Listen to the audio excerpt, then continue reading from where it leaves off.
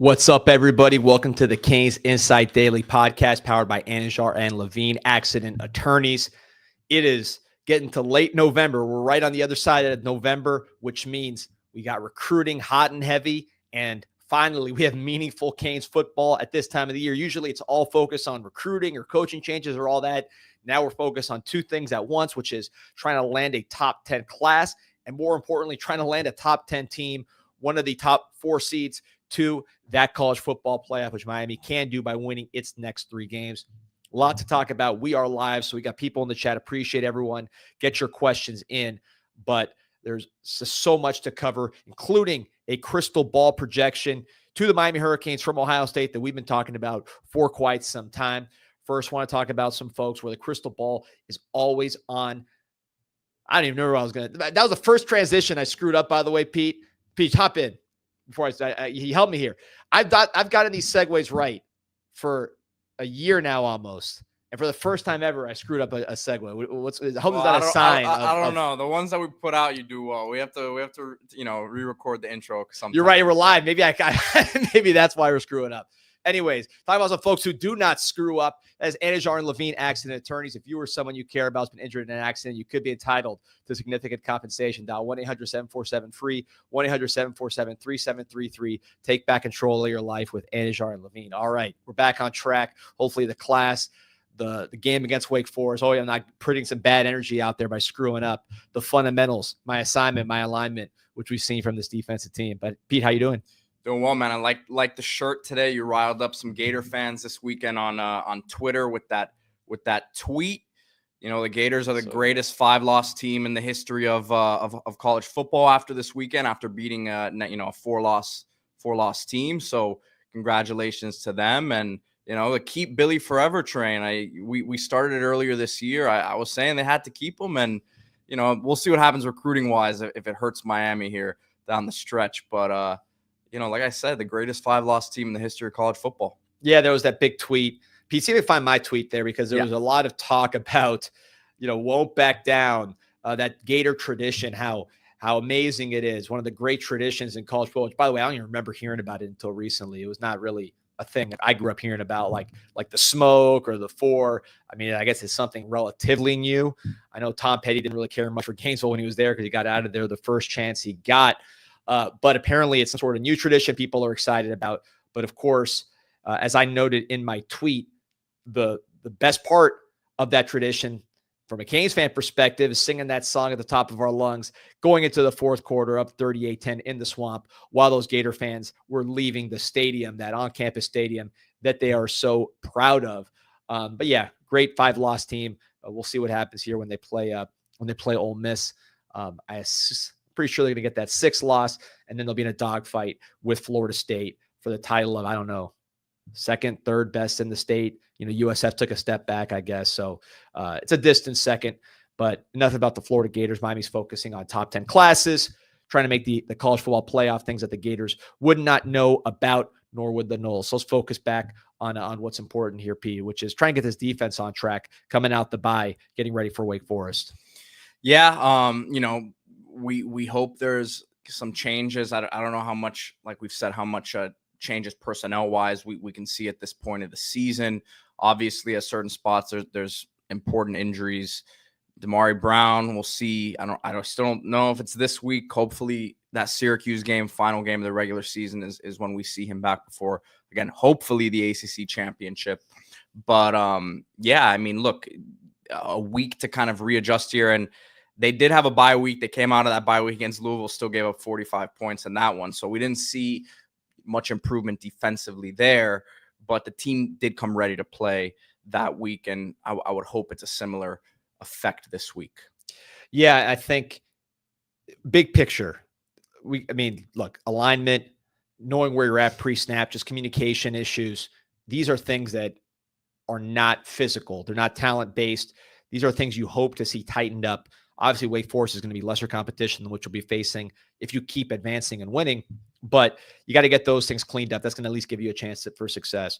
One bigger picture thing that I've been focusing on is, and this is more for the future than the next 3 games, is who in this back 7 has the ability to play with instincts, go sideline to sideline with speed, have the balance and athleticism to come to balance in the open field and make a firm tackle, and play fast. Not necessarily have pure speed, but be decisive and take good angles. It's just there's not that many guys. And I think back, I was just running through what we had with Manny Diaz, not so much when he was head coach, but when he was defensive coordinator with Al Golden's players, which is probably your 2016 team to your 2019 defense, 2018 defense, which was Mark Rick's last year.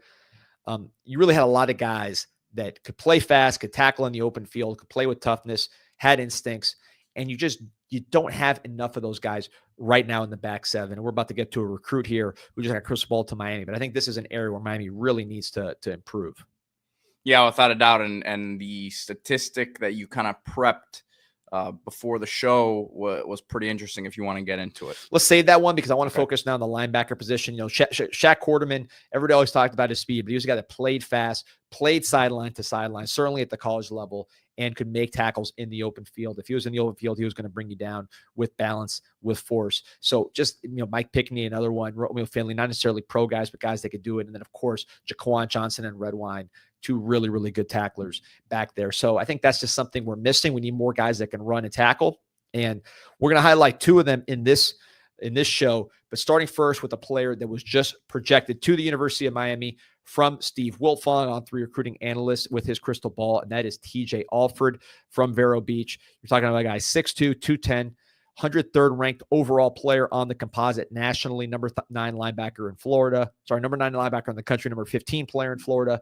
He was Treasure Coast Player of the Year last year. Treasure Coast, the region of Florida, right up top of South Florida.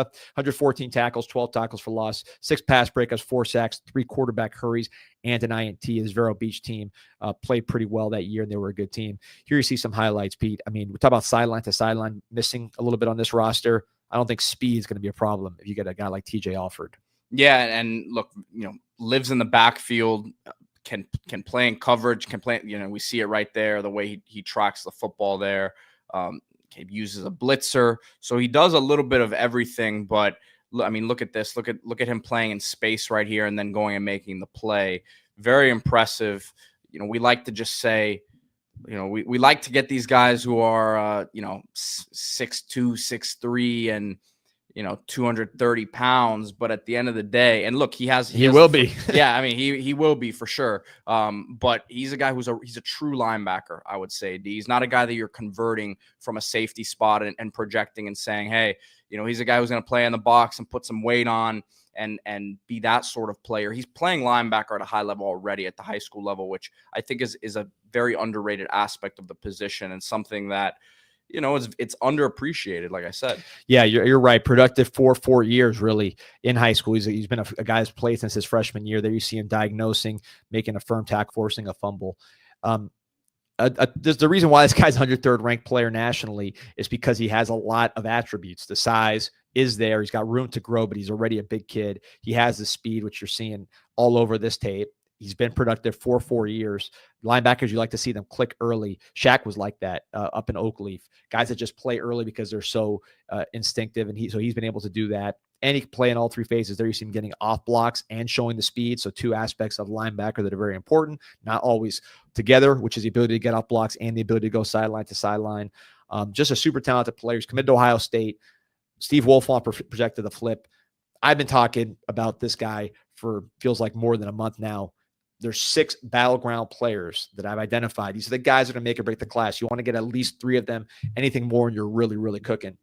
You got one with Hayden Lowe, USC commit, flipped to Miami, defensive end, elite player on Miami's board. Now you're talking about TJ Alford, a linebacker. He would make 2. I would expect him to be the next one.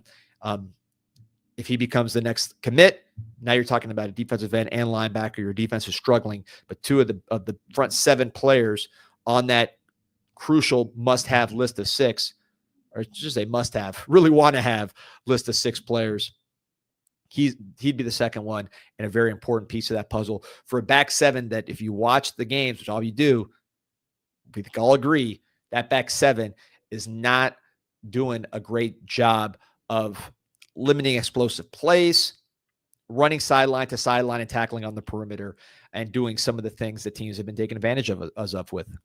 We have a question here. I know we have some stuff to get to before we really dive into the questions, but Johnny Lagoon asks about Kellen Wiley. He says, do we take both Alford and Wiley, or is there just room for one? We had another question saying, it seems like, I'm trying to find it, but someone said it seems like we're cooling on Kellen Wiley. Do you see that to be the case, or how do you see that playing out? I won't say cooling. I would not say cooling on Kellen Wiley. If I had to guess, I think we only end up taking 3 linebackers in this class. So we'll see how it plays out. I know Kellen Wiley's a really talented player. I saw his senior film the other day. I'm a huge fan of his. He's big, he's fast, he can tackle. I would like to see us land Kellen Wiley. Is it going to, are we going to land a Wiley and an Alford? I don't know. My instinct is to say 3 linebackers. You already have 2 committed with Gavin Nix and Marcelin. Gavin Nix, as we'll talk about here in a second, his senior video came out. He looks really good. I know Miami likes Kellen Wiley. I'm sorry. I like Kellen Wiley as a fan. So hopefully that can get done. But again, my view is 3, probably more likely right now with Alford, but Wiley's still in the picture and is a guy Miami really, really likes. And Pete, you kind of hinted at this a second ago, but I went back and looked. We've been trying to diagnose problems with this defense, right, Pete? And I went back and I looked at the secondary under the last time Miami really played good defense. And if you said, when did Miami last play really, really good defense? It wasn't during Manny.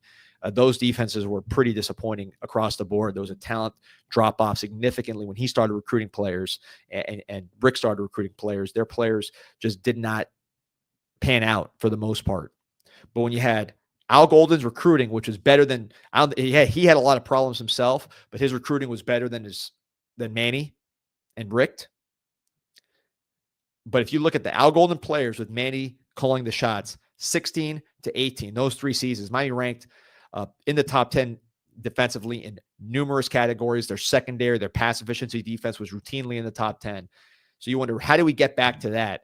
And the answer is simpler. It's not easier, but it's simple, right? It's a simple answer. It's a clear answer, which is, I went back and looked at the defensive backs. These were guys mostly recruited by Al Golden. Some of them were transfers that Manny brought in, but mostly Al Golden guys that were coached by Manny Diaz, 16, 17, and 18. This is pretty much all of our defensive backs. If I'm missing someone, let me know in the comments. But look at this. Adrian Colbert, 41 games in the NFL. Corn Elder, who started opposite Colbert in that 16 defense. 35 games in the NFL. Rayshon Jenkins, the starting safety on that 16 defense. 115 games in the NFL and counting, still a big player. Jamal Carter, the other safety, 29 games in the NFL. Those guys get replaced. Now you're in 2017. Who's that safety? Jaquan Johnson, 60 games in the NFL. Sheldrick Redwine, 34 games in the NFL. Who's at corner? D. Delaney, 52 games in the NFL. Mike Jackson, 48 games in the NFL and counting. He's starting right now. So if you go from 16th to 18, when we really were playing good defense, really playing good pass defense, those guys are pretty much all in the NFL. I mean, if I'm missing someone, let me know in the comments, but I don't think I am. So the key, and this is a lot easier said than done, get some NFL players in the secondary. When you look at the current secondary, aside from OJ Frederick, who's just a true freshman, how much NFL ability do you see there? Not enough. And this is not, people are going to hear this and say, oh, you just blame the talent. You're trying to let Guidry off the hook. The talent's not the reason. You're failing to align properly. You look confused before the snap. Sometimes you look confused after the snap. These huge busts against teams like California that are not overly explosive. Duke, listen, I am not excusing anybody. It's always a combination. And with those kind of things, when there's confusion, where there's pre-snap issues, where there's just getting out leverage, obviously coaching plays a huge part in that. But one obvious problem that I didn't fully appreciate until I compared the years that we're trying to get to defensively to where we're at now, everybody in the secondary was a pro, whereas now it is very, very hard to identify future pros. So it's going to come down to recruiting. Already getting a lot of comments, questions on Pickett, Ben Hanks. Those are the right questions because those are the guys who are going to make this class. Guys like, Jabari Antoine, who's committed. Guys like Drake Stubbs, who's committed.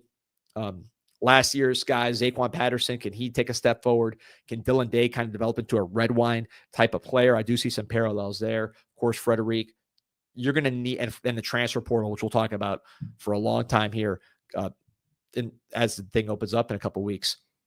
That's to me the biggest issue on this roster. I'm not telling anybody anything they don't know, but those NFL numbers, when you just go player by player, to me were shocking. We have a comment here from Almighty Mau Mau. He says, why does Mario have trouble developing DBs going back to Oregon? I mean, I just saw Diamo Lenore sign a 5-year, $88 million deal a couple weeks ago with the Niners, and Javon Holland is one of the best safeties in the NFL. So I don't know if I agree with that statement. Yeah, that's a great point, Pete. I think the biggest problem when it comes to defensive backs with the Miami Hurricanes is you had Al Golden did not do a good job recruiting defensive backs, in my opinion, as far as he left some local guys. He let some local guys go that he really should not have let go, and he lost some battles. But if you compare the DB recruiting under Golden to what followed him, significant drop-off. I gave you all those NFL numbers. I didn't even include Artie Burns, who was the year before, who was a first-round pick. Who's still in the NFL, by the way. Right. So there's a significant drop-off from what Golden was doing at defensive back, which, again, was not where you need to be, to what Manny and Rick did after that. You go to 2016, which was that transition class.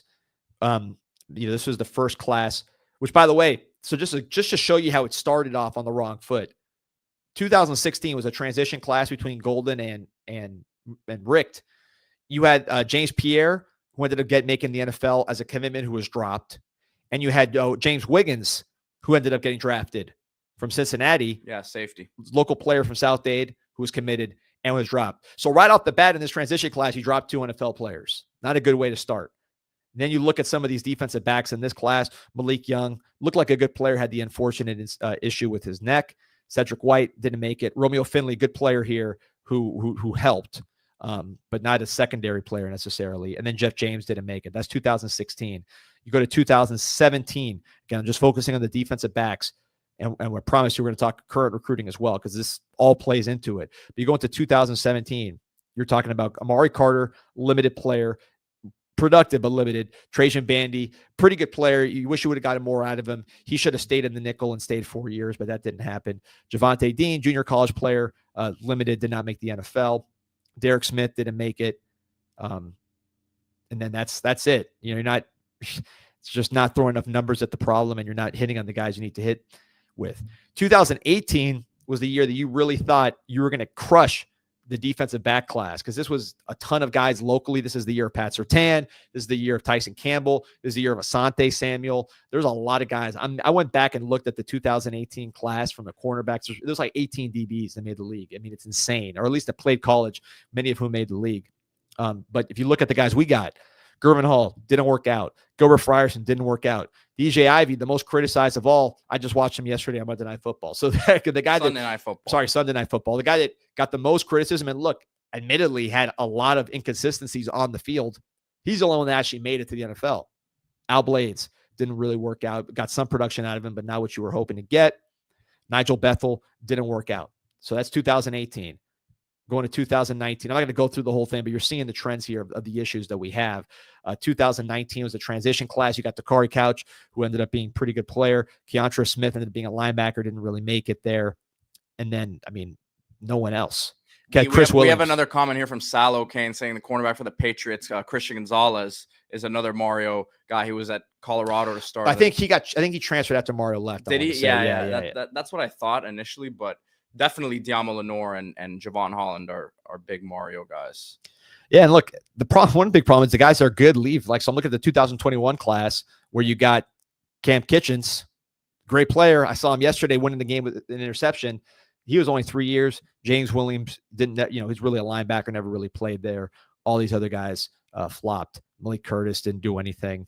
So, I mean, you're just it's not only are the guys that you signed not making it during Manny Diaz's tenure in the secondary, but they're not numbers. Like, there's just not a lot of guys we're talking about that were in the classes. So you're missing, and you're not replacing with players, and then the players you do get don't make it. So look, I'm talking about all this now. So I go on these historical tangents just to put things in perspective, which is recruiting is essential.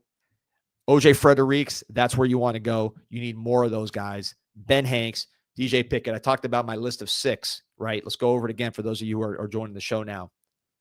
Hayden Lowe, who's already flipped. TJ Alford, trending towards a flip at linebacker. Vernell Brown, going to be a lot tougher flip now with the Gators playing well and DJ Lagway sticking around. Jarquez Carter at defensive tackle at Ohio State. You've had 1 or 2 Ohio State flips per class. You're trying to get one with Alford. You'd love to get another one with Jarquez Carter. That'll be a battle. You have his teammate committed. I would put him as less likely than Alford right now as far as the Ohio State flips, but you're working that one. But then the last 2, to me, is really where you're going to determine whether there's going to be a top 10 class, whether there's going to be a class that is commensurate with the season you're having on the field, and a class that's going to help you get to that true national championship level defense. Ben Hanks, to me, the best player in Florida. The more I watch him, the more I'm convinced he is the best guy down here. And DJ Pickett, 5-star, who has his own argument because of his size and speed. One or both of those guys, that is what this class is ultimately going to be judged on. And the reason is what I just went over.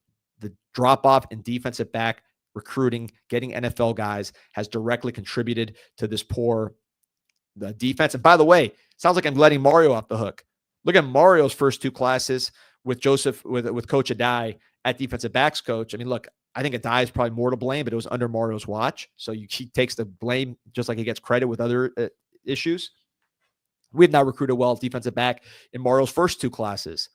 Really, the only person from that first class you still have is Jaden Harris, who's not playing very well this year. And then the following year, he didn't sign anybody in 2023. So that's an area of Mario's recruiting portfolio that he knows needs work. That's big one reason why Adai's not here anymore, and you have a new defensive backs coach. Got to deliver, got to get Ben Hanks and DJ Pickett. I'm sure there's going to be follow-up questions. What are the chances? I think Ben Hanks, 50-50, but I like how we're moving there. The Gators are playing better, which is tough, but at the same time, there's such a need with Miami, and Miami's laser focused on him. DJ Pickett, that's going to be, you saw the post he made with him in the UM jersey. That one's going to be kind of a show, I think, until signing day. It'll be like a Jeremiah Smith type announcement in terms of how many people are watching. My logic tells me the need is here. LSU struggling. He's got a million ties here. We want him. He ends up being a Cane. Could be wrong. That's my prediction. We'll see. But Ben Hanks, DJ Pickett, that's how we're going to decide this class. Canes Cat T305 says, "Don't tell me we never had interest in a kid like Grayson Little." I asked you this the other day. We did have interest. Yeah, we did have interest. Yeah, listen, guys, sometimes for whatever reason, you can recruit guys hard and you can have interest in them, but they want to go elsewhere. That's just the bottom line.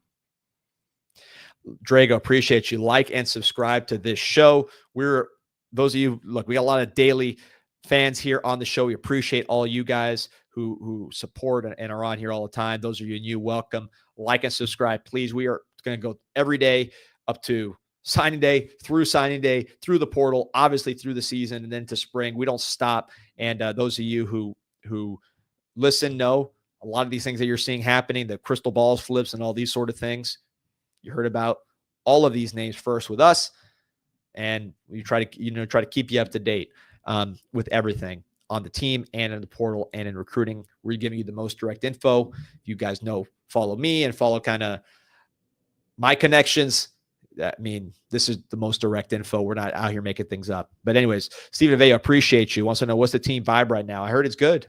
It's that no one likes to lose, but you have all your goals in front of you. You don't have to be nervous about other teams losing. You control your destiny. So they're focused. They got a lot of veterans. I think that makes a big difference when you have 22, 23-year-old players. Of course, Cam Ward being one of those older players and the best player on the team, best player in the country, in my opinion.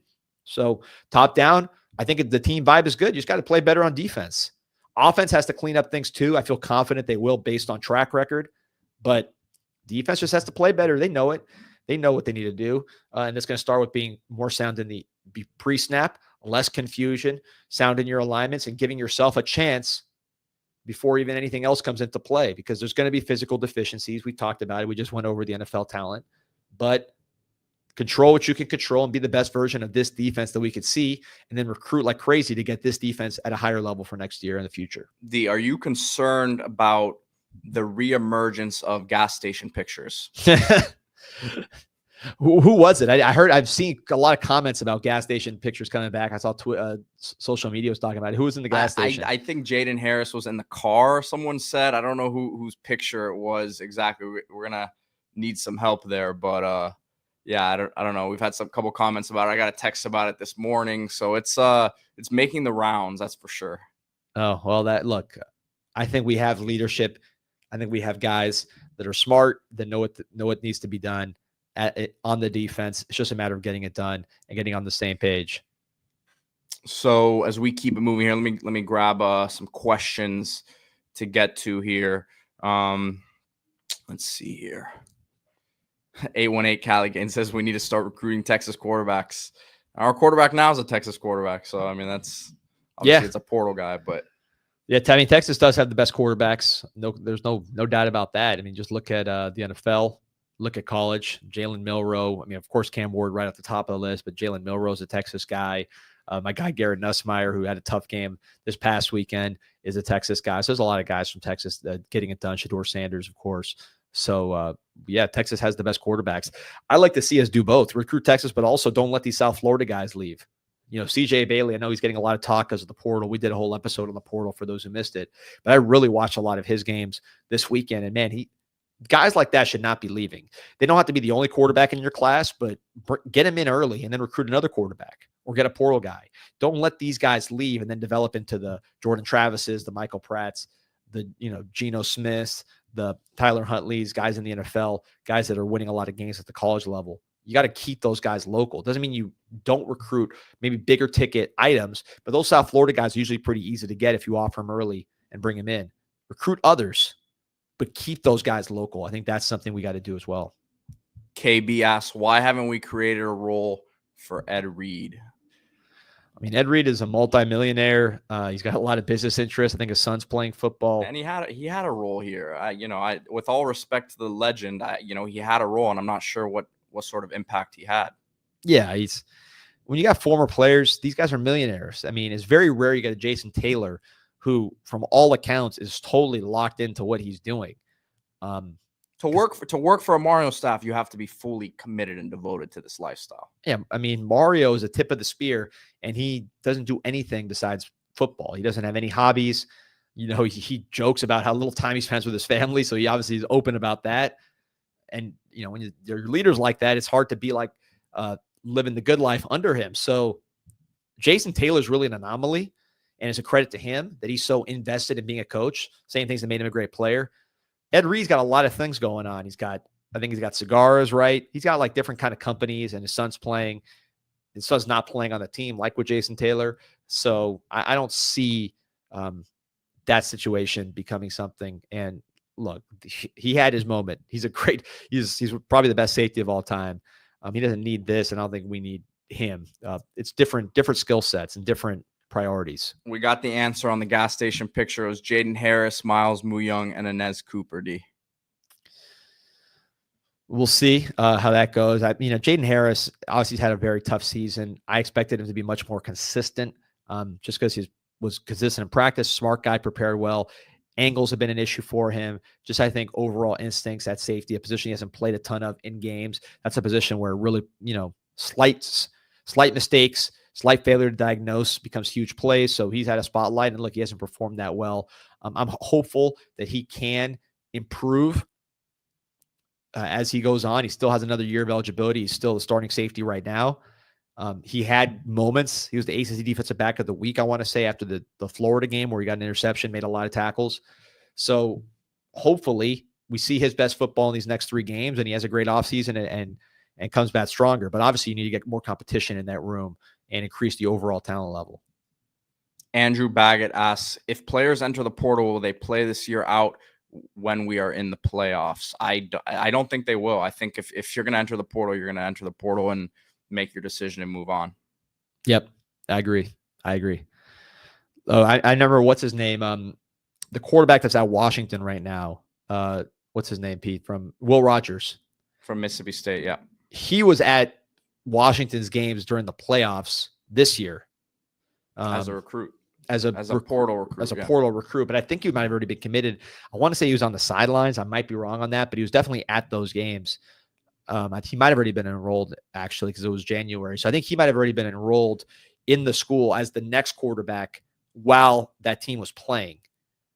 Don't quote me on that, but I believe that to be the case, that Will Rogers was already there. So it could happen, especially with like a situation like Mario is going to be the coach. You didn't have what you had with Washington where the coach left. So I think the coach left after Rogers was already signed. right? The board, because Yeah. Saban left pretty late. So yes, they already had that set up. Here, it's going to be the same coach anyways. So there's no weirdness with that. You could just show up and you're basically part of the team. Yeah, there was some talk, whether or not Rodgers was going to follow him to Bama at the time, I remember.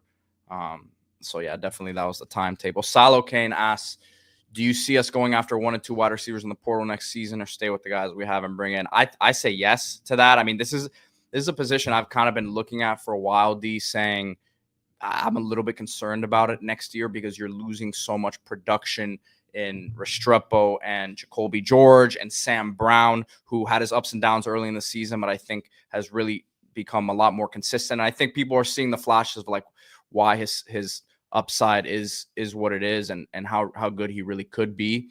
So you're going to be losing a lot there. So I would say yes. I feel good about the young guys that they have, but you gotta probably bring some experience in. Would I say, let's say Horton comes back. Yeah. Okay. So Horton comes back. I think just one, but a good one, an expensive one. With JoJo Trader and Nykar, these are top 100 players in the country that you signed last year, came here early, were healthy. Trader had a little bit of a shoulder injury, but they've been practicing and doing very, very well in practice. And with both those guys, the word I got is those guys are ready to play. The only reason they're not playing is because you have 4 NFL wide receivers that are older. So you have Restrepo, who's obviously the best receiver in the ACC.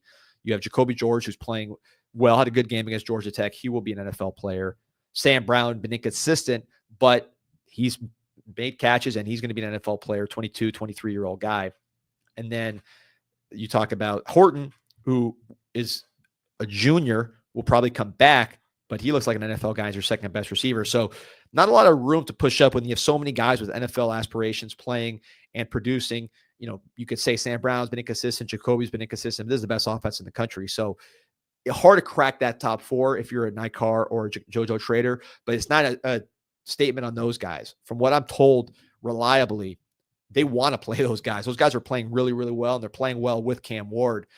Just luckily, thank God, there's been no injuries with those 4 guys. So there hasn't been an opportunity for those guys to slide in. You've seen some JoJo Trader. But point being, those guys are projected to play next year and play a big role. They'll be sophomores. They'll be here for a long time. If there's no injuries, you expect those guys to come in and be key guys with Horton. So that's 3 right there. You're bringing in at least 3 guys at receiver. Someone mentioned Chance Robinson in the comments. He's also there. I think one player that is a true get open, catch the ball player, someone who's reliable, who's had a lot of targets in their career to replace some of what Restrepo gave you, or it's just a veteran that maybe it doesn't have to be the fastest guy, it doesn't have to be the strongest guy. It just has to be somebody that has consistently gotten open and caught the ball at the college level. Bring that player in, and then you have these young explosive talents getting a bigger role. Horton getting a bigger role. I think you're good at wide receiver. But one is what I'm thinking. Big Perk says, I wouldn't say Jacoby's been inconsistent. I think you were talking about Sam Brown, D. Jacoby's been pretty solid this year. Yeah, he's been solid. I mean, there, a couple plays here and there. But I think he's definitely been solid. I think he's an NFL player. So, it's hard to beat him out. And that's probably like a JoJo Trader, right? You're looking at JoJo Trader and Nykar, Jacoby George, Sam Brown, because you're not going to move. Horton's a different body type, and Restrepo is just a different animal altogether.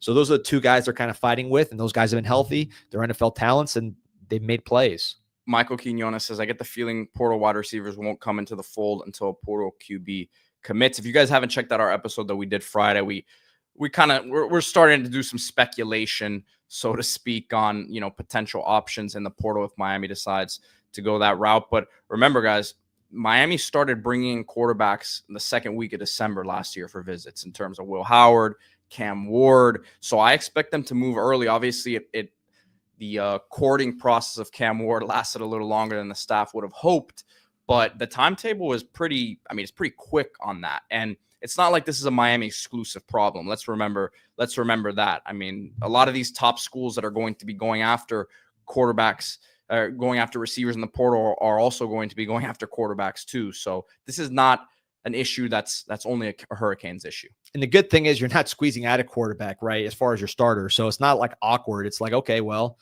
Cam Ward's leaving. We're talking to portal guys, and it's a very open process. A guy like Emory Williams might feel a certain type of way about that, but I'm sure he's also going to explore his options if it comes down to that. It might be that he's the quarterback and you just get him a vote of confidence and you go through there. My bet's still in the portal, but that's all to be determined. Lauren Concepcion saying, if Kevin Concepcion transfers to Miami, I'm buying a jersey immediately.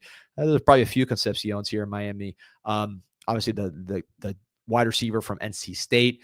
He's an interesting one because he's not what I described earlier as far as a get open and catch the ball guy. He's much more of like an offensive weapon. Gadget guy. Yeah. So maybe you bring him in and someone else, or, Zachariah Branch, his name's been mentioned here a ton. Same concept. Well. Yeah. He could help your punt return. Although it's funny, I looked at his punt return stats. They're actually not as strong as I thought they'd be, knowing how dynamic he is. But I like this this comment here from Johnny Lagoon. Let me pull it up here. He's referencing he's calling it the Quincy Wilson curse. He says, you guys think OJ is bucking the Quincy Wilson curse, which he says is Quincy Wilson curse is that Golden brought him to camp and labeled him as a linebacker safety. And ever since, we haven't been able to recruit a high-level instant impact corner. Yeah, I mean, that's true. That's been a problem. That we have not, if you look at just from 2016, let's do that. So if you go from 2016 to 2022, the only corner we got that's NFL is that's not in the portal was DJ Ivey, right? Yeah. Correct me in the comments. Let's just say it all. In fact, that's probably going to be my next post that I make on Kane's Insight. I'll get people going. They love talking about DJ Ivey, our guy here. We've always been the DJ Ivey fan club, but it's true. I think, correct me if the comments I'm wrong, from 2016 to 2022, the only NFL corner that Miami Tyreek signed out of high school. He was a transfer guy. He was a transfer, right, out of high school, DJ Ivey. That's it. So interesting times here in Coral Gables. The guy that got the most hate of all these guys. He's the only one. So that's funny. And someone said Mike Jack was a transfer. He was class of 2015. So let's get some good news here. So I want to talk about a player who is a really, really talented guy that I was watching his senior highlights, and I said, man, this guy could play for us right now. He's exactly what we need, not necessarily in the secondary, but at linebacker. This is the Beacon Adjusters Player of the Week. Peek at the Beacon Adjusters for our guy here, Gavin Nix. Super talented linebacker out of IMG. Solid commitment. Picked us over Michigan, over FSU, over Notre Dame. Look at the sideline to sideline play. The thing you hear about this guy, talking to people, a lot of comparisons to Jonathan Vilma. I know that 247 compared him to Nakobe Dean, who's playing really well for the Philadelphia Eagles. Basically, what you're talking about is a guy that's not huge, not tiny, but not huge at linebacker, who plays with incredible instincts and IQ. Look at the sideline to sideline speed. This is not a Corey Flagg where he has everything except for the speed. This guy's got the speed. 3-down linebacker, but just super intelligent and instinctive. And his highlights are really good. He's got long highlight reels. There you see him in coverage doing exactly what Miami needs from its linebackers in 2024. But he's also somebody who you can see it on the game tape. Here we go here, play recognition. See him pointing it out right here. Knows exactly where it's coming. Again, this is an issue that we've had, and then blows it up. Everything I've heard about this guy, he's a leader at IMG, which has, of course, littered with 5 stars, littered with 4 stars. This is the guy that gets everybody lined up. This is the guy that gets everybody going to practice. This is the guy that really runs the show out there. And there you see on the perimeter. Look how bad Georgia Tech killed us on the perimeter. How does that look? Going sideline to sideline with both recognition, decisiveness, and pure speed. Yeah, no, he's similar to Alford in that aspect. Alford, you said, is bigger than him, D? Because they look similar size to me. Yeah, they're not that much different in size. I think Alford's probably a better looking kid as far as just body type, which is why he's rated a little higher. They're both 4-star players.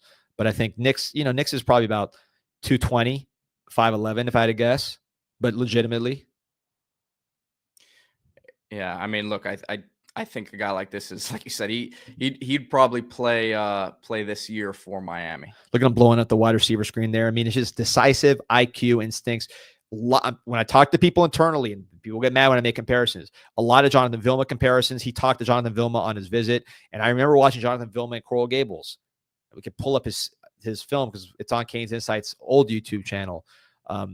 It looks a lot like this. He's just so smart. It's sideline to sideline. There you see him with a firm tackle. He's not afraid to hit at all. He's not a finesse player. But you see him all through. You see him blitzing, You see him reading and reacting to the run. You see him reading and reacting to the pass. You see him just purely in coverage with his eyes on the quarterback when he's in man coverage. I mean, he is just a rock solid linebacker that when you look at IMG, they prepare guys early. They get guys in early. Usually those guys play early. Of course, Francis Mauigoa is a true freshman starter for the Miami Hurricanes. I could see this guy, Gavin Nix. We don't talk, there's even coverage. We don't talk about him enough as a 2025 instant impact guy, but I see him as a guy that can help you right away in 2025. He almost fell off the map because he committed early and then guys didn't really hear about him. IMG kind of plays in the shadows sometimes. But with this senior film, hopefully people are seeing why this is such a coveted player for us. Yeah, and we see him, against tight ends as well, which, I don't expect him to have to be matched up with those guys. But here he is in the red zone. Little bit high throw there, but he's on it. So he's showing a little bit of everything on this tape. Yeah, today we've watched Alford. We've seen Nix. They're here again on the perimeter. This is where Miami, to me, has really, really struggled when they get Mauigoa going sideline to sideline. And instead of, Mauigoa really is trying to go forward. That's something that he's been best at in his career. He was great at it last year. We haven't seen enough of it. We talked about the need for Mauigoa to blitz. But all these plays with Nix, you're seeing reaction laterally. You're seeing reaction to passes. You're seeing perimeter runs. You're seeing just pure sideline to sideline speed that he's swallowing up. Again, here you see effort and speed, running somebody down, saving the touchdown, and trying to strip the ball. So when you think about what are we missing on this roster, that's what you hope to add in the portal, but also in recruiting. OJ Frederic was an instant impact, need position guy right away. You want to add another one of those like a Ben Hanks and a Pickett, but you also need to add linebacking help with speed and instincts. I think Gavin Nix and potentially Alford, two guys that could play right away. Yeah, great stuff there. And again, Beacon Adjusters recruit of the week there. So you want to do your Beacon Adjuster spot here, D? Oh, absolutely. If your property's been affected by Hurricane Helene or Milton, Beacon Adjustors Group is here to help. With years of experience handling storm-related damages, we work tirelessly to ensure you get the compensation you deserve. From assessment to settlement, our team of trusted experts will guide you every step of the way. Don't face the aftermath alone. Let Beacon Adjustors Group restore your peace of mind. Call us today, 954-466-4224. Shout out to Beacon Adjusters and my guy, Ricardo. I know he's happy with this linebacker that we got here committed with Gavin Nix, 4-star player who I think is underrated by the Miami fans. So got some more comments here. Eric Frias, man, he's hating on Sam Brown, man. He says Sam Brown doesn't play hard. He can transfer out. So I can rather see JoJo or Nykar get a chance. First of all, he doesn't have any more eligibility. He'll be in the NFL next year. He'll probably be, I would say like a 4th to 5th round pick. And I think people are really just keeping some of the first few games of the year in their head, man. This is a guy who's averaging 14.6 yards a reception this season, which is third on the team. So, I think that the hate for him is a little bit misguided, man. Yeah. No, by the way, he had, and still a lot of time left to make some signature plays.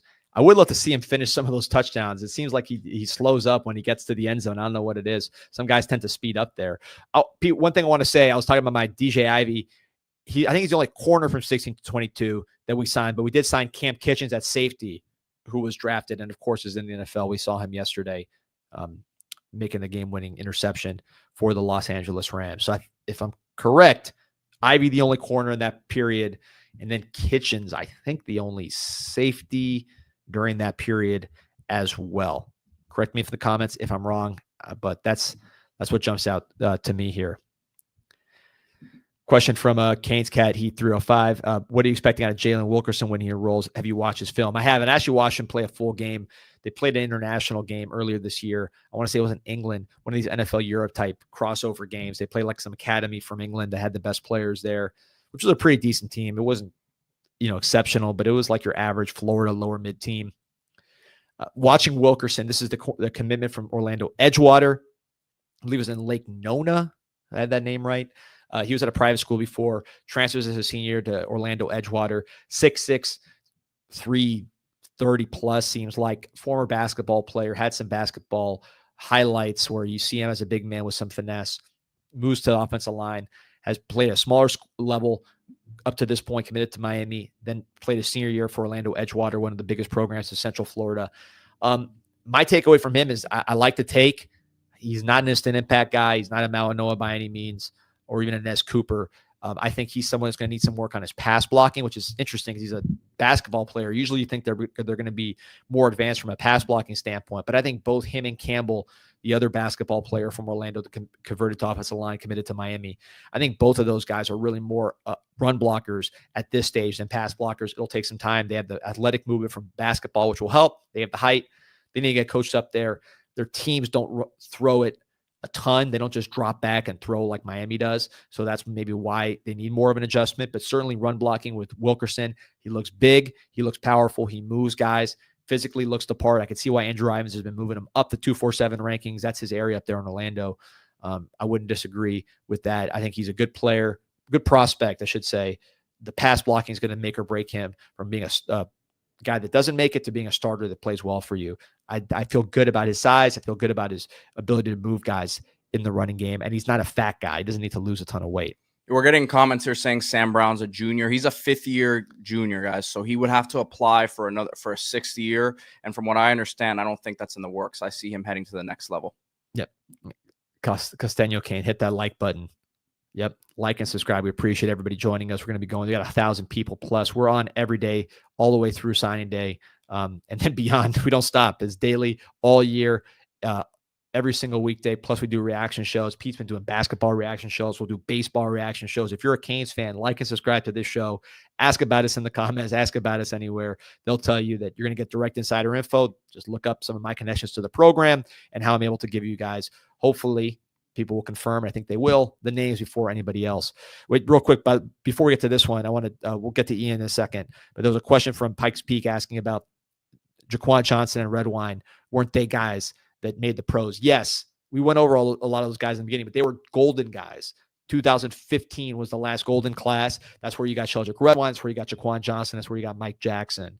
So it was really 16 to 22, which was the Manny classes, plus the transition class for Cristobal, where you didn't land anybody that helped you. That was a big problem. And look, the 23 class, which is Marlo's first full class, you have no corners there helping you as well. So it's not Cristobal getting no blame. Now, I think if Damari Brown was healthy, you would see a little more as far as the 2023 class contributing at corner. But you knew at the time there wasn't enough at that position there. So now really 25, Frederic in 24, outstanding. I think those two, when Brown gets healthy, one from 23, one from 24, will be good. You need more. Ben Hanks, DJ Pickett, Jabari Antoine is already committed, maybe even a Chris Ewald. Got to get those guys going. And Pete, I know you had a question about Ewald here from Ian Coleman. Yeah, Ian Coleman asked who out of the guys coming in, who I guess the guys committed at least right now, who would be playing first. I would say Jabari Antoine, D. That'd be my pick. Well, that's a corner at least. I think Drake Stubbs also plays a lot, right away at safety. I would agree with those picks. With Antoine, Amari Wallace, I thought also was a guy to play early. I think with both those guys, it's just their injuries and their severity. I don't think Antoine's is going to be so severe that it hurts his ability to play early. Again, injuries are tricky. There's always information gaps and misinformation. So I think Antoine should be okay, but I agree with you, Pete, on him and Stubbs. Amari Wallace, I would have had at the top of my list to play early just because he played early at Central. He's so instinctive. I don't think he's a guy with a huge ceiling that he hasn't met. I think he's kind of what he is, but what he is good and is going to play quick because he is so smart. He gets picks at the high school level, which translates to college, which translates to pros with guys like Cam Kitchens you've seen. And he's a great tackler, blocks kicks, just a super instinctive guy. If Amari Wallace is healthy, I could put him on the list of guys that play early, just from the committed guys. If you do land at Ben Hanks, I think Ben Hanks is your starting corner, and you go with Ben Hanks, Frederic, and Damari Brown. Maybe you bring in a guy from the portal, and that changes. It's probably likely you bring in someone from the portal, but Ben Hanks, to me, can do everything that Frederic has done this year. I find him to be as good as a prospect down here, since you have to go back to Pat Surtain at corner to get as good as Ben Hanks has. This guy's got 10 interceptions already on the year. He's over 6 foot. He's got long arms. He ran 4.4 verified at the camps. He's smooth. He's athletic. He knows how to play corner. I don't see any weakness with Ben Hanks. Tackling, I guess, is not, he's not Damari Brown where he's knocking people out, but I think he'll be fine there. He'll gain some weight. I could see him doing exactly what Frederic's done, and Frederic's one of the best cornerbacks in the ACC year one. Not to jump into basketball too much here, D, but Canes Cat T305 asks how concerned I am with the last two second half performances of the basketball team. And what am I expecting on Thursday? Play Drake in the College of Charleston tournament. I'm not too concerned. The defense hasn't been great, but like, for example, yesterday, Coach L made a 5-man swap in the second half there, getting a lot of the young guys minutes that, the rotation will kind of tighten up a little bit in terms of like, he won't be making those sort of switches. And I know you were upset they didn't cover yesterday, Eric, so I'm sorry about that. But at the end of the day, I'm seeing a lot of valuable minutes for guys like Divine Ugochukwu, Jaleel Bethea continuing to, get comfortable in his role coming off the bench here. I'm not too concerned about it. I think in general, the team defense is going to be something to watch because there are so many moving pieces. But again, this is not something that only Miami is dealing with right now. Drake lost their best player on the portal from last year. I haven't really dived into them too much for this game Thursday. I'll do that this week, and we'll talk about it at some point throughout the week. But this is a team that's won their conference the last 2 years and gave Miami a real scare. They were beating them late in that game a couple years ago when they made the Final Four run first round of the tournament. But really a nice test early in the season here. Yeah, I'm curious to see whether that. Because we get the three coming in at once always, right? It's Jobe, Bethea, and Divine. They've Pete, you've watched every game, as have I. You've been at every game. They all come in at the same time every time, right? I haven't seen once where they kind of stagger them. They usually just come in at the same time. So I'm curious how that works going forward. Is that going to be just your three guys off the bench that come in together, two true freshmen and a true sophomore? That'll be interesting. But Bethea's going to have to play. Jobe's been really good, and Divine. I mean, if this guy can shoot, I think he's an NBA point guard. He's going to be one of the best we've ever had here in Miami. I mean, I've seen enough with the driving, the finishing, the defense, the passing, the demeanor. He looks unbelievable, and he's got great size as well at point guard. Yeah, I've been all in on him since game one, and even when we went to the practice and I had a chance to meet him as well. Great size, the demeanor is awesome. This is something that Jay Larinaga, Coach L's son, actually got tipped off by Hakeem Olajuwon in the Houston area. So, I mean, look, it was a huge find by the staff, and his game in terms of the shooting ability, could be considered a bit limited right now. But the role that he's playing is super valuable off the bench as a ball. I mean, for years, finding a ball handler off the bench has been something that I think most Canes Hoops fans would say has been lacking. I mean, even, we saw last year when Nigel Pack was hurt, it was an issue a lot of times, right? So this is a guy who can run the offense, can attack the rim, and can find the open shooters. And this team has shooters. That's one thing I can say for sure. We've found out like these first 3 games. And look, Bensley Joseph off the bench. That's when he was at his best. That's when Miami Hurricanes were at their best, when Bensley was coming off the bench and really playing defense, physicality, using his size, being kind of that combo guard body-wise. We put him in the starting lineup, and he takes a bigger role. We had some of the issues we had last year. Divine, is he that much? I mean, if you just physically. No, he's bigger than Bensley. Right, and defensively, I think he can be. I mean, Bensley was awesome on defense. Divine doesn't play with the same kind of energy. He's more of a calm style, but his effort is high, and I think he does a lot of things defensively that you saw with Bensley off the bench and then ultimately as a starter. Yeah, 100%. I'm with it. And I'm excited for this game Thursday, man. We'll find out a lot. That's a noon tip. Mohammed Hussein, man, appreciate the support. Thank you for tuning in and thank you for contributing. And he has a comment here, not a question, but he says, hope to see everyone pack the Rock on Saturday. Last home game of the year. Last chance to see Cam possibly at the Rock. Go Canes. So I think we can all agree with that sentiment, D. Appreciate the support. I also appreciate the message from Mohammed, man. That's what it's about. The senior day. I know it was noon. Get your kids out there. Get your friends. Get your family. Enjoy this quarterback who's going to be the best maybe in Miami history when it's all said and done as far as individual accomplishments, draft status, college production, Heisman finalists, and hopefully bringing Miami back to win the ACC championship, which we've been waiting for 20 years to do.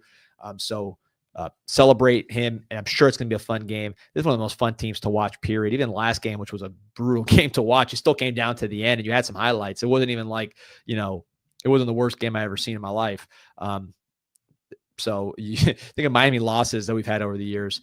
It's not on the top, I don't know, 100 as far as how bad it was to watch. Obviously, it was meaningful, but Miami still controls their own destiny, and all their goals are still in front of them. And we're here on November 18th. How often can you say that? Anthony Guadagnino says upside with Sam Brown, ? He's done nothing to leave for the NFL. Listen, guys, whether you agree with it or not, he's squarely on the NFL radar. He has NFL traits, knowing how it works, having worked as an agent, represented, first round picks. Like, he's going to get drafted. And again, he's going to go run low 4.4s. He's going to have the size. You can see the glimpses. The consistency has not been there 100%. And there's questions about his game. I'm not saying he's a first round pick, but this is a guy who will play in the NFL and get opportunities. Yeah, in some ways, it could help him to come back and have a bigger role, because his career's kind of had stops and starts. It'd be nice to see him as the number one receiver, although Horton is going to have a case there. Then you wouldn't need a transfer as bad. I don't see it. There's going to be uncertainty at quarterback. Like you said, Pete, he's older. I mean, he'd be heading into his 6th year for an athlete like him. Usually athletes don't stick around that long. I don't see it. Yes, I don't. Based on what I've heard, too, I just don't see that happening. Certainly wasn't the plan, right? It definitely wasn't the plan coming in that he'd stick around a year. Stranger things have happened, but I would expect him to go. Then you're talking about Horton, Trader, Nykar. Again, 2 guys that you don't sign top 100 receivers and then have them play well in practice and then don't play them. And let me say something too, D. We're trending into an area now too where Miami's gonna be playing in a different caliber of game that we've played in a long time, where these games are judged by scouts, even more closely, right? So you get to an ACC championship game, you get to a playoff game, and he's making plays in those environments. Those are judged very, very highly, compared to the rest of the schedule as well. So I'll just say that too. We had a question here from Gregory Rankin. He's asking, when will we know the kickoff time for the Cuse game? I live in New York and I'm going to the game hoping for anything other than noon kickoff. Gregory, here's what I'll say. Soon you'll know, and I think you'll be happy. So leave it at there. Put a pin in it. That's the most I can tell you. But I think you'll be pretty happy, and I think you'll know pretty soon on when kickoff is for Syracuse. Brandon, the hat is from Daily MIA, as Canes Cats Heat 305 mentioned. Shout out to them. A lot of talk in the comments. Carl Davis, a couple other chat regulars about Malachi Toney, how he fits in. I do think that, how early is he going to play? This is the 2025 commit for wide receiver from American Heritage, 4-star player, was originally in the class of 26, reclassified to 25, is still, decommitted from Miami, flirted with Alabama a little bit, recommitted to Miami. He'll be here pretty soon. American Heritage, so I don't believe he gets here until fall. You don't get those guys early, unfortunately. But how early can he play? I think he can play early because he's a guy that played early in high school. He's like an early bloomer in high school. He's one of those guys that just kind of knows how to play, knows how to get open, knows how to catch the ball. He's not a project, a wide receiver, some big, fast guy that you're trying to teach. He's someone that knows how to play and has known how to play for a long time. Has been one of those early bloomer. I've heard the name Malachi Toney for years now, even before he got to high school. So he's someone that's been good. He can run routes. He can catch the ball. He's got a strong body. He's got that real aggressive mindset, which I think to play early, you really have to have a really, really good mindset. That's 90% of guys who play early is just, you're resilient, you're focused, you're tough, you have good instincts, you work hard, you prepare. Those are usually the things that get you on the field early. Everybody that's signing in the class has talent, but that's usually a separator to playing early. So I think Malachi has that. That's a strength of his. His weakness is he's not 6'2". That's okay. I think at 5'10", strong body, good hands, good separation, good route running, great instincts. He is somebody who's produced for so long and so consistently that I do see him playing a role. You lose a Restrepo. I'm not saying he's going to come and step right into for Restrepo. I think nobody in the country is going to do that. But he fits a lot of the same boxes that talk about with Restrepo as far as South Florida baller, very competitive. He also plays defense like Restrepo did in a pinch and helps his team that way. American Heritage, they got pretty good DBs there. Probably the best DB school in the country over the last few years. Malachi Toney, when they beat St. Thomas, their biggest win probably locally ever for American Heritage, he goes and plays defense in that game, does a really nice job. I think he clinched the game with an INT. So he's a two-way player like Restrepo. He's really smart. He's really focused and tough. He's strong for his body. He's not the tallest guy, but he's strong, and he has good hands. runs good routes, gets open, good short area quickness. So if you're looking for the next Restrepo, I'm not saying he's going to be Restrepo as far as the all-time leading receiver in Miami history, the best receiver in the ACC, but he's that kind of guy, and I think it all starts between the ears with the Malachi Tony.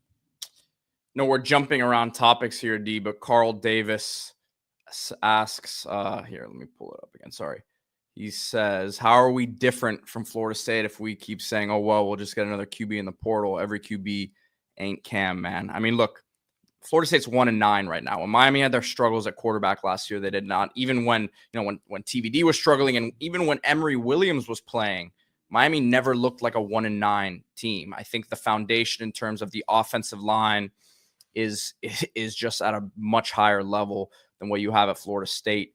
And obviously, they're going to need to reload some weapons, but they're going to be in a good place at the running back spot as well. You should return 4 out of 5 starters on the offensive line and then bring back a Ryan Rodriguez who's been hurt this year and could have been a starter this season, right? So I think we'll start right there. Miami has never looked like a 1-9 team under Cristobal, even when they were struggling. Yeah, I mean, look, Florida State, you compare it right here. Someone asking about Florida State and how they rely on the portal. Is Miami in the same boat? Start up front. None of those guys for Florida State are even close to playing for the Miami Hurricanes. It is a horrible group. Mario's recruits alone would all start on Florida State's offensive line and significantly improve that group size-wise, athletically, and performance-based. Talk about impact players out of high school. They have not signed anybody like Ruben Bain. They have not signed anyone like Francis Malinois. They have not signed anyone like OJ Frederic at all. They've really struggled at the high school level. It was reflected in the rankings. It's reflected on the field. It's reflected in their record. They're one of the worst teams in the country. So Miami's going to aggressively pursue players in the portal because there's great players in the portal. Mario's a great recruiter. Mario's laser focused on talent acquisition. He's going to be the best at the portal just like he's the best in high school. But it's not one or the other. It's both. And as far as the quarterback position, the goal is to be much more like an Oklahoma with Lincoln Riley, where you go from Baker Mayfield, who was a transfer, to Kyler Murray, who was a transfer, to Jalen Hurts, who was a transfer. I think that is much more what you're looking at when you get transfer quarterbacks that you know what you're going to get, have a lot of talent, surrounded by great offensive linemen, great skill, and just a very good system to succeed. That's the hope. That's what you're trying to build towards. And I think Miami can do that with Cam Ward being the example of what it can look like. Canes Cats Heathrow have asking how many offensive linemen will get drafted from this room, Pete. I mean, look, Rivers will get drafted. And look, this is not all for this year, but I'm just talking about down the line. Rivers will get drafted. Inez Cooper is a guy who will get drafted. I think he needs to come back into the year and tighten some things up. Agreed. But he'll get drafted.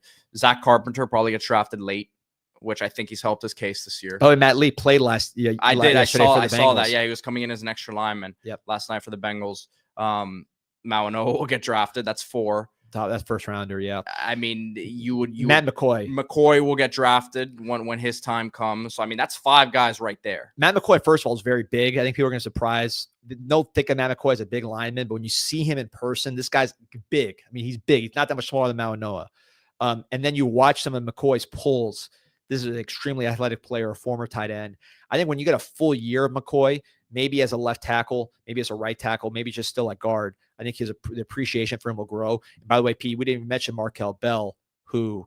Yeah, Bell's he's definitely going to get drafted. The highest graded player last in that Georgia Tech game. He's someone that I've consistently highlighted as arrow up, super smart, does all the right things.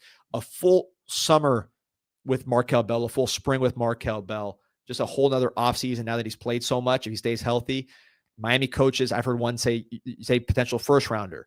There's a lot that has to happen to be a first round player. So I'm not just going to say everybody's a first rounder. They're rare for a reason. He's got a chance. He's got a chance, and he's a really good player right now. I mean, he's giving you really good snaps. There's always, he's playing earlier than you would have liked in a perfect world. He would have redshirted and played 2 years, but the world's not like that anymore.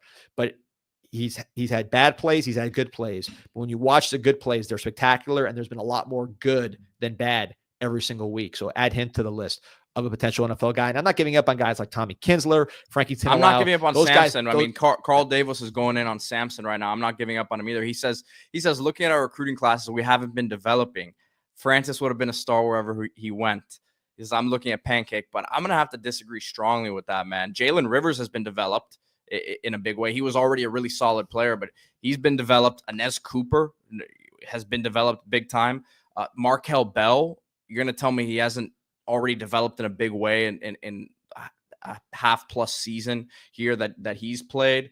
McCoy has developed. I mean, these guys aren't finished products yet, but you can't say they're not developing. No, and look, Mario came in and Mirabal came in with the offensive line being a disaster on the field and talent-wise. I think we can all agree there. First year they were there, you saw the impact of what they inherited. Second year, one of the best offensive lines in the country. All of those guys will be pros. This current year, they're one of the best offensive lines in the country. 98% of the teams in the country would trade their offensive line for Miami's in a heartbeat. Might be more. They run when they want to. They dominate on short yardage, and Cam Ward has all day to throw, sometimes too much time to throw, and that's where some of the coverage sacks come into play. But offensive line, the development to me is beyond question. Other positions, there's fair question. Wide receiver, I think you've seen development from Restrepo to go from good player to great player to one of the all-time players. Horton going from a guy that was raw to someone who's a very, very good college receiver. Jacoby George, some of the emotional kind of inconsistencies that he had. He could have been a guy that washed out, transferred to SMU and didn't do anything, but he's somebody that's really worked hard and gone consistent and has flashes of great blocking, great effort. So those are some guys that have developed. Did you mention Arroyo? Yep, Arroyo. Arroyo, yeah. I mean, awesome. Look, now that we're talking about the offensive side, defense, Miami's defense isn't where it needs to be. That's a fair question. Got to get better there. Yep, agreed. Let's see what else we got here. And guys, we're coming up. We're past an hour here, so get your questions in. Might be wrapping it up soon here, but appreciate everyone who's been on here. Remember to like this video and subscribe to the channel. Here's Anthony Manzano's got a good question. He said, I know it's too soon, but do you guys already know who the main target at quarterback for 2027? Because we have 26 and 25 already committed. I don't know the main target. I think it is too soon. I think you'll see more of that as you get into spring. You also don't know who the offensive coordinator is going to be. Let's say Shannon Dawson gets a head coaching job. You get a whole new guy in there with their own preferences. Cristobal is very good about letting his offensive coordinator make picks. Sometimes he's too good because there's a high movement in those picks. So I'm not sure you want your offensive coordinator picking 2 years ahead of time who's going to be your quarterback if he's not going to be there. Because if this offense is rolling, those guys tend to churn out quick. That's usually the product of success. But I think that's going to be a reality that if Shannon Dawson leaves, you have to see who the new guy likes. Dawson may not leave, and you'll just see. But I think it is too early. I think obviously the focus is who's going to be the quarterback of the 2025 Miami Hurricanes. Is Emory up to the task? Or what I think is going to more likely happen, you're going to see someone come out of the portal. Is it going to be a guy that's ready to play right away as far as senior one and done like Cam? Is it going to be someone with multiple years of eligibility? Is it going to be one of these faded 5 stars that you're trying to get the most out of, like Jaden Daniels, Bo Nix? Two leading candidates for Rookie of the Year that got kind of kicked out of their previous jobs after being 5-star players. That to me is a very interesting developmental story that I think has been repeated. You saw Jaden Rashada being like that. Dante Moore from UCLA to Oregon. Jaden Rashada from Arizona State to Georgia. We'll see which direction they want to go on with that. But I think that's really the focus of the decision-making process at quarterback. Luckily, you had Luke Nickel committed. He's your quarterback, having a great senior year. Darian Coleman, your quarterback for 26, having an outstanding junior year. I think he, aside from the size, which is exactly like Bryce Young, who was a top recruit and the Heisman Trophy winner, Darian Coleman, to me, is showing everything you could possibly want from a quarterback on tape here as a junior. We got a comment about Neiman Lawrence from Ransom, and man, I've seen that kid. I've been sending his clips around. That kid's an absolute monster. I mean, he has future 5-star written all over him. I mean, those of us who are from Miami can't fathom that Ransom has a quarterback that is this good. For those who are not from the area, Ransom is not a football power whatsoever. It's a great academic school, big producer of the Ivy Leagues. Not even for football. Just shout out to Ryan Otero, former Canes pitcher, man. I say shout out to Otis. Yeah, he's making his money with his brain now. He's one of the top execs there with the Chicago Cubs. But yeah, this is unusual to have a player this good at that particular school, but it shows you that academics is important. I know to his family, academics is very important. So that's one of the reasons why he's at Ransom. Good sign with a quarterback. He's got a ton of physical tools. He's already pretty big. Quarterbacks, you always got to see how they grow into their bodies, especially guys that young. But Miami's well aware of Neiman Lawrence. I believe they've offered him already. Those offers are always tricky, but I think with him, probably pretty legit. So he'll be a name to watch. going forward. And there's more names that will emerge. Quarterback's a position. We don't want to be too early, but you don't want to be too late. It's a tough balance. If you look at the quarterbacks that are doing well in the pros, I would not say that Mahomes was an early bloomer. I would not say that Josh Allen was an early bloomer. I would not say that Lamar Jackson was an early bloomer. Cam Ward was not an early bloomer. A lot of these guys are not early bloomers at the quarterback position. Justin Herbert was certainly not an early bloomer. We saw him yesterday. Joe Burrow, who he defeated but had a great game passing the ball, he was not an early bloomer. Most of these guys are multi-sport, or in Lamar Jackson's case, just kind of a raw South Florida quarterback, more of a runner, that become what they become later on in college and even into the pros. So quarterback's such a tricky position. I am just, when you ask me about 27 guys that are freshmen, I say, be careful with the early bloomers.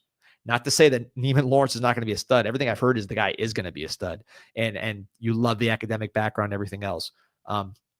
But just saying in general, when you ask about these future quarterbacks, it's a position where the best ones tend to develop late. FTW305 MDC says, do you guys like Phil Longo as a potential OC if Shannon Dawson leaves? Listen, he's done some good things in the past. Obviously, he was at UNC, did some great things there.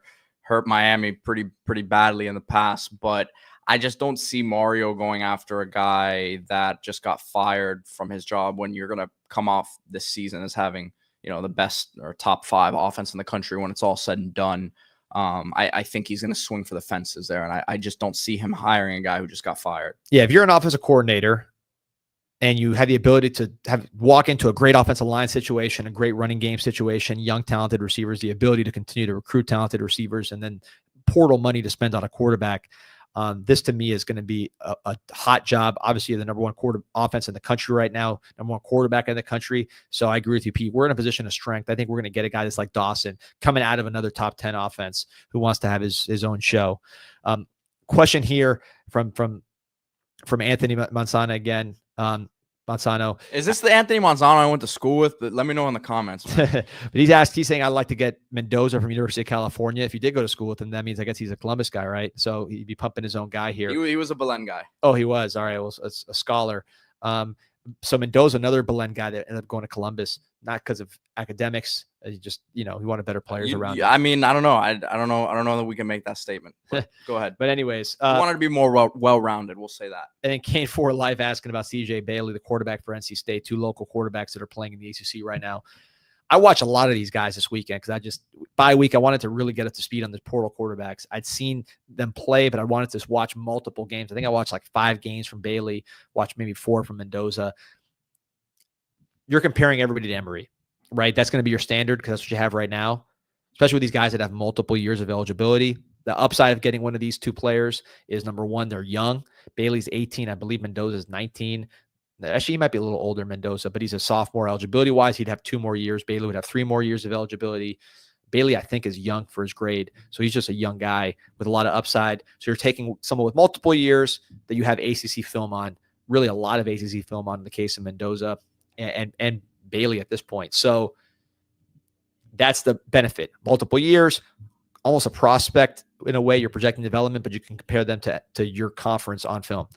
Both tall guys, both late bloomers in terms of recruiting. Bailey has been a star player since his youth, but he wasn't recruited like that. Mendoza was going to Yale before Cal got on him. I was posting about him on CanesInsight.com, 7 million posts and counting, saying that he really, to me, looked like a FBS quarterback. He ultimately did get that Cal offer and started as a true freshman. So similar guys, they both started as true freshmen in the ACC. I guess the old Pac-12 for Mendoza, but currently ACC. Anyways, when you compare them to Emory, all 3 of those guys are tall. That's important. You can get away with it when you're not tall, but tall's good. That's something we learned over many, many years. I think it's still true. I think all 3 of those guys, intangible-wise, really, really good. Smart guys, super well-respected, guys that you would call winners in their habits, their preparation. I think all 3 of those guys I put in the strength category, seeing the field and making good decisions. So not just off the field, good decisions. I think all 3 of those guys make good decisions on the field. That's one of their strengths. All 3 probably throw catchable balls. I would say if you're looking at athleticism, I would probably rank Bailey number 1 with a high number well ahead of Mendoza. And I rank Mendoza over Emery. In terms of arm strength, I'd say they're all pretty similar. I would put none of them in the great arm talent category. Bailey probably has the most upside because of his just size and twitch. I think he just got more in his arm. Mendoza's gotten better. He could still improve. Emery maybe could still improve. But I would say none of those guys are great. None of them are bad. Kind of in the middle. Bailey maybe the most upside there. So if you're breaking them down, those three would put in a similar bucket. Emery would have 3 years of eligibility. He's a redshirt freshman. Mendoza have 2 years of eligibility. Bailey, 3 years of eligibility. I like Bailey, I think, out of those guys right now. It's early. I don't want to get too far ahead, but just studying Bailey a lot. We'll see how he finishes the year. I thought he has a lot of the good qualities these guys have, intangible-wise, height-wise, but just more athleticism, more upside. He's young. He's only 18 years old. He's already producing in the ACC. I think there's a lot more meat on the bone with CJ Bailey as he gets stronger. But we're getting a lot of John Mateer comments here as well, who I've mentioned a few times. You know, not the same caliber of passer as Cam Ward, but a really good athlete. And the thing I like about him, D, is look, it's not the same schedule because they're not, you know, they're in the Pac-2 now with Oregon State. But we talk so much about how bad Cam Ward's surrounding cast was, and kind of saying, look, yes, he won a total of 12 games in his 2 seasons over there, which was not, you know, that was probably the biggest red flag if you're looking at Cam Ward coming into Miami and say he didn't win at, you know, at a high level there. But he has those guys 8-2 this year, D. You know, they lost a tough one this week in New Mexico, but he put up some good numbers. So really good athlete. I think there's still, you know, some meat left on the bone there in terms of his development as a passer. The offense wouldn't look how it looks this year, but I'm a Mateer guy. I mean, I've been saying it for a few weeks. I really like him. Yeah, he's an interesting one. So the reason I didn't put him in the category with those other 3 is because those other 3 guys to me are similar. You have ACC film, height, pocket passers, smart guys. Mateer's a totally different type of quarterback, totally different type of background. So I'd put him in a different category than those 3. He's the most productive right now, the best playmaker. You have to adjust for conference. Cam Ward is going against great teams, right? He was going against Washington. He was going against Oregon. He was going against teams that you could really see. These are NFL type players he's going against, maybe more offense than defense, but still these were legitimate top 10 teams that he was going against. I don't see that obviously with Mateer being at Washington State once they've left the Power 5. So that's something to consider. Also, you mentioned Cam Ward didn't have players around at Washington State. He really what Cam Ward didn't have at Washington State was an O-line and running game. He did have wide receivers. Kyle Williams, who's still there, is the number 1 receiver for Mateer, 872 yards, 11 touchdowns. Really, really good player. Kelly, the other receiver for Cam Ward at Texas Tech, and he's one of the top receivers in the country statistically. So Cam Ward actually did have good receivers at Washington State. He just didn't have the running game with Fletcher and Martinez and the offensive line and the tight ends. So just that clarity. But with Mateer, you think of Reese Poffenbarger, right? Reese Poffenbarger played a lower level than Mateer plays now, but was a similar kind of player. Run around, it's not an accurate thrower, but a guy that made throws just by being kind of a playmaker. And that hasn't all the way translated to Miami with the better athletes. I think Mateer, he's already an FBS player. He's already a very, very good FBS player. So I'd put him in a different category than Poffenbarger talent-wise.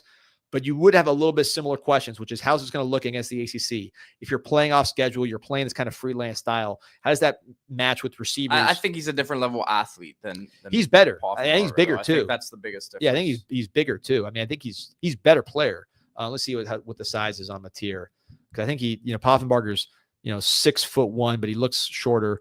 Mateer to me looks bigger on the field, and he can move too. And so can Poffenbarger, but I think Mateer's listed at 6'1", 219. He looks bigger and better. I mean, he just looks better. Plus, he's on the field with FBS athletes, not ACC old Pac-12 athletes, but he's not in FCS. So I'm not saying that Mateer is Poffenbarger. He's not.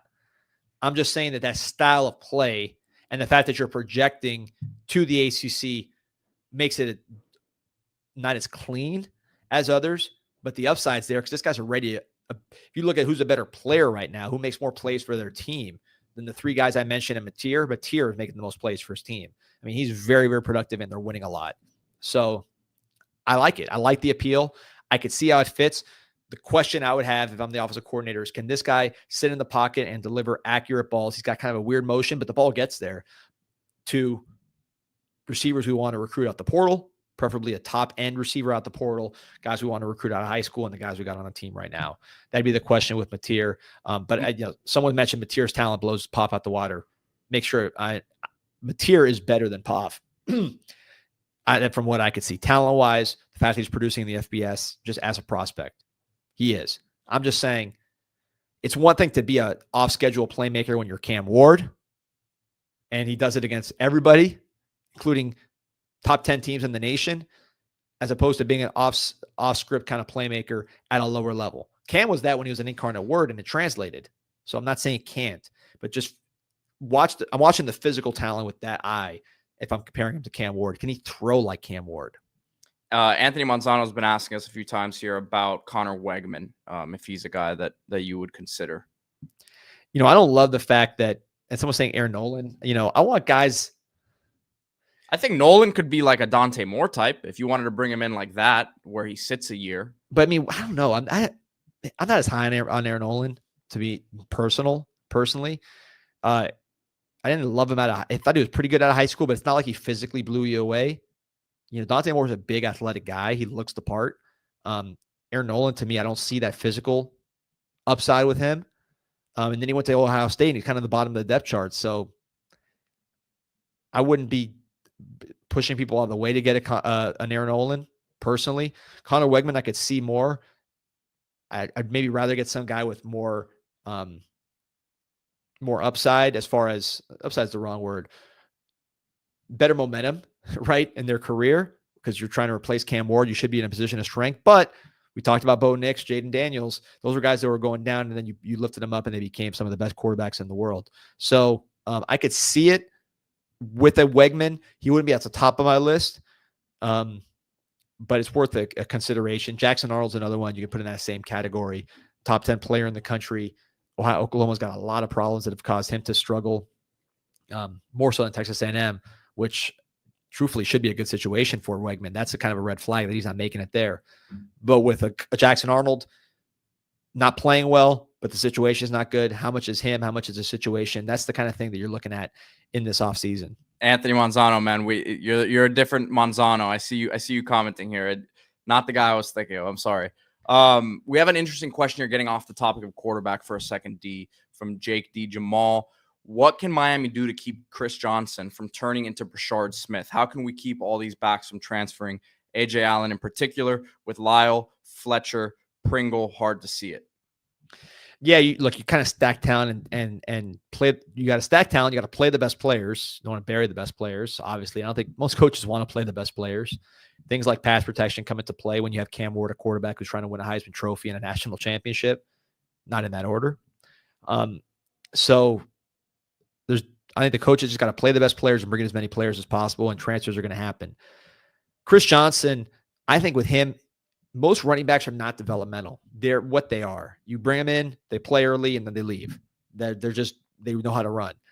Fast running backs are a little different. I've used the Chris Johnson, CJ2K analogy a million times, how slow his development was at East Carolina. Devin A-Chain is someone who I think is playing his best football in the pros. Sometimes that happens with these super fast guys. They just got to learn how to pace themselves. So I think with Chris Johnson, keep trying to get him involved. Try to, maybe we were going to this Chris Johnson package more earlier in the season than we have lately. I'd like to see that come up. We had a bye week to work on stuff. To get him a long explosive touchdown with the offense, I think would do wonders for his confidence. And I think it could change the scoreboard, right? He's a difference-making player. If you get a good play for him that works against one of these playoff teams, if you can get to that point, or Southern Methodist, that can change those games, or whoever's in the ACC championship if you get there. So he's a game-changing type of player. Consistency is his issue.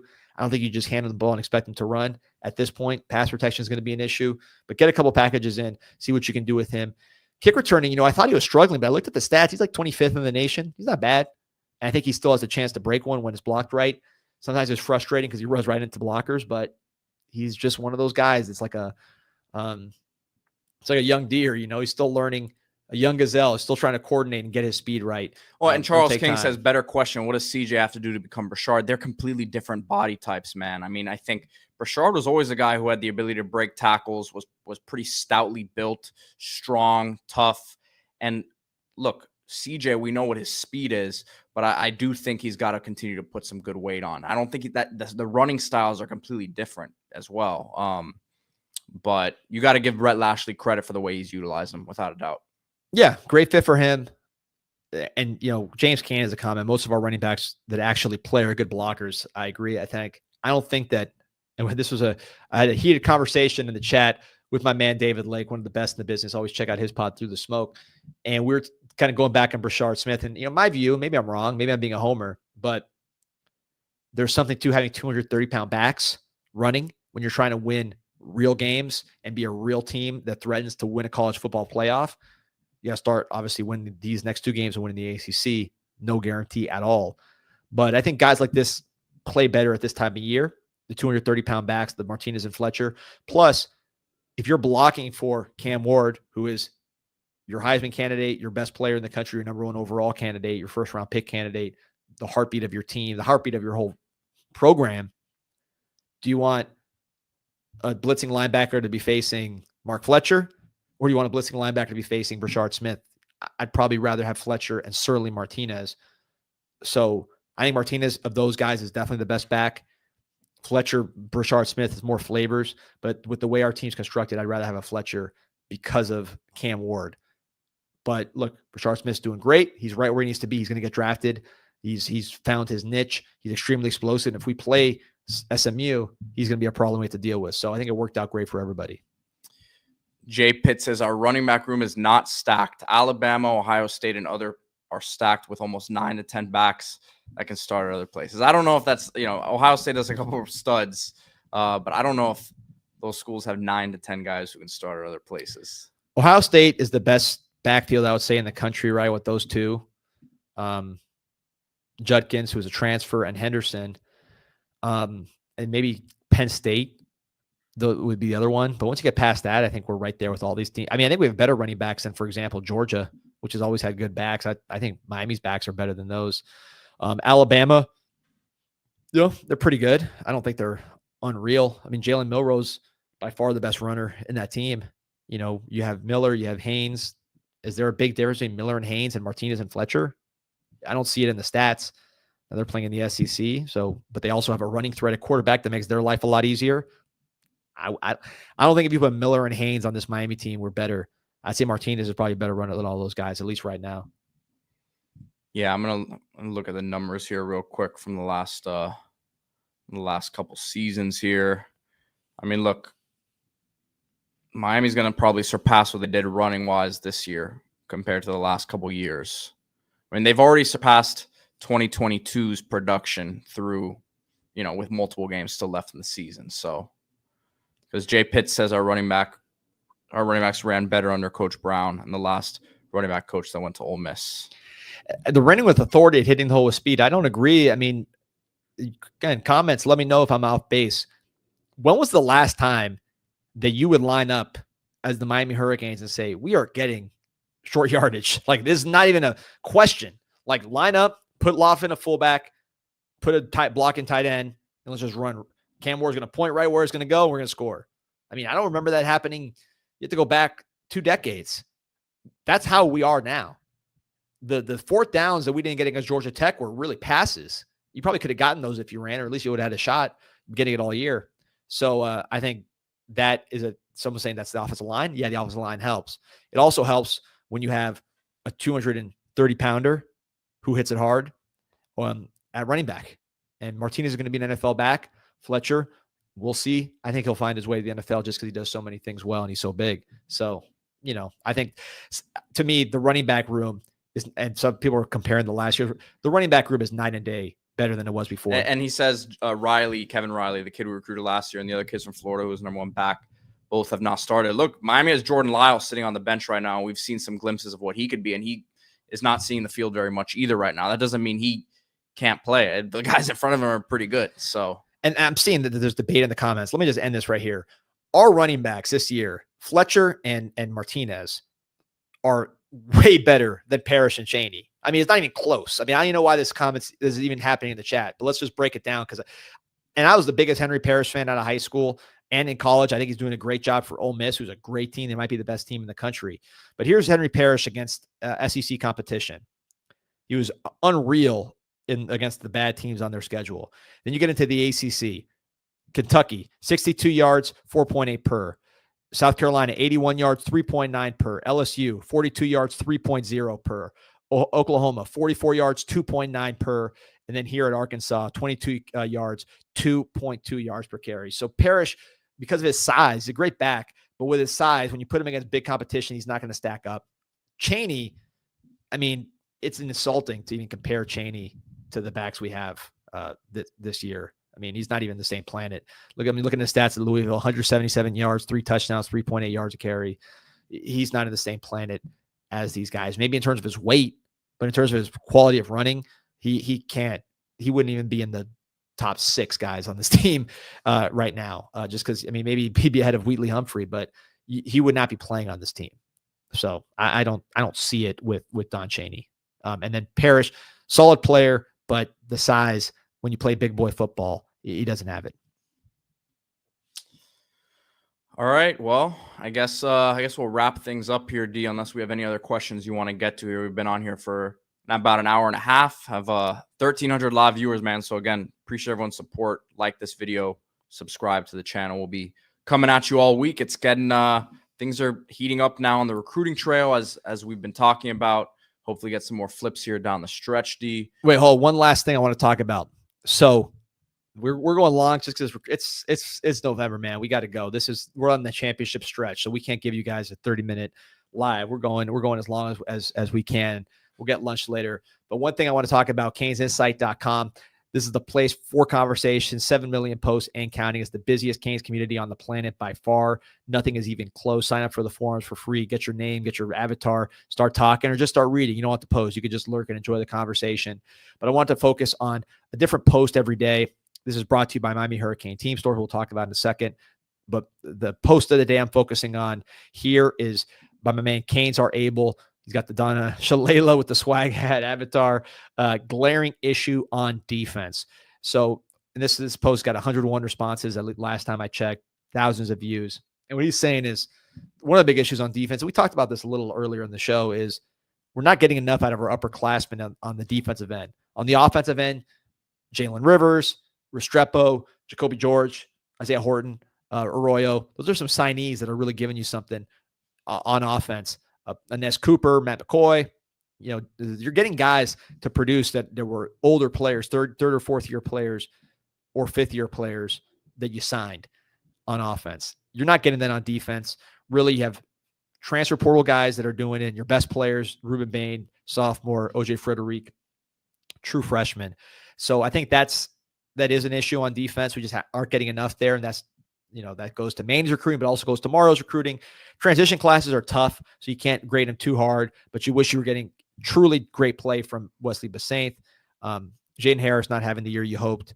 Ahmad Moten doing a really good job in a role, but it's not like a dominant starter. And then, Manny didn't leave anything there. So that is a glaring issue on defense. You need more upperclassmen. You try to fill some of those holes with the portal, but you really got to recruit studs on defense. And that means Mario getting further away from the Manny problems, but also doing a better job himself, which he'll be the first to tell you. That's why he's going so hard after guys like Hayden Lowe, who flipped, TJ Alford, who we think is going to flip crystal ball from Steve Wiltfong.